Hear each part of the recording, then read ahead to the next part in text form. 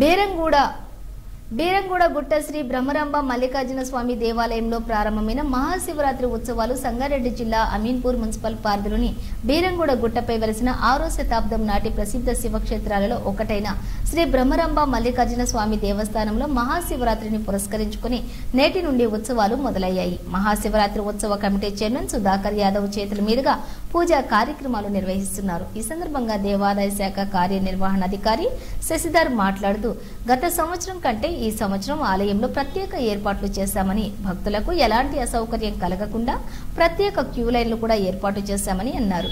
వివిధ శాఖల అధికారుల సమన్వయంతో ఉత్సవాలను ఘనంగా నిర్వహిస్తామని, క్యూ లైన్లో భక్తులకు మంచినీటి సౌకర్యం, వైద్య శిబిరాలు ఏర్పాటు చేస్తున్నామని అన్నారు. 5 రోజుల పాటు నిర్వహించే జాతరకు సుమారుగా 5 లక్షల మంది స్వామివారిని దర్శించుకోనున్నారని అన్నారు.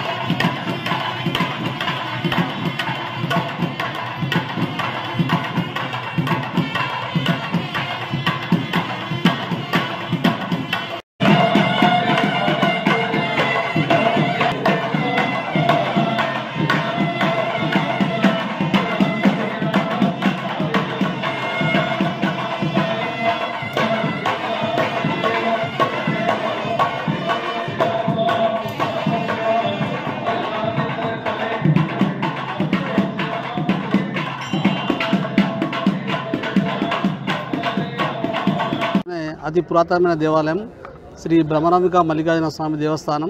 ఇది బీరంగూడ గుట్టపై వెలిసి ఉన్నది. ఇక్కడ పంచాంగిక బ్రహ్మోత్సవాలు ఈ రోజు నుండి ప్రారంభమైనాయి. రేపు మహాశివరాత్రి సందర్భంగా సుమారు 3 నుంచి 4 లక్షల మంది భక్తులు దర్శనం చేసుకోవచ్చని అంచనా వేయబడింది. ఈ సందర్భంగా ఎటువంటి ఇబ్బంది లేకుండా ప్రత్యేక క్యూ లైన్లు అన్ని శాఖలతో కూడా సమన్వయం ఏర్పాటు చేసుకున్నాము. అన్ని ఏర్పాట్లు కూడా కట్టుదిట్టంగా చేస్తున్నాము. గతంలో జరిగిన ఇబ్బందులను దృష్టి పెట్టుకొని ఈసారి ఎటువంటి ఇబ్బందులు కలగకుండా అన్ని ఏర్పాట్లు సక్రమంగా చేస్తున్నాము. రవాణా సౌకర్యం ఆర్టీసీ వాళ్ళు కూడా 30 బస్సులు మనకి సౌకర్యం కల్పిస్తున్నారు. ఒకవేళ రద్దీ పెరిగితే వాళ్ళు ఇంకా అదనంగా కూడా మనకు ఏర్పాటు చేస్తామని తెలియజేసినారు. ఎందుకంటే ఈ మహిళలకు ఫ్రీ బస్సులు ఉండడం గతంలో 20 బస్సులు గత సంవత్సరం ఏర్పాటు చేసిండ్రు.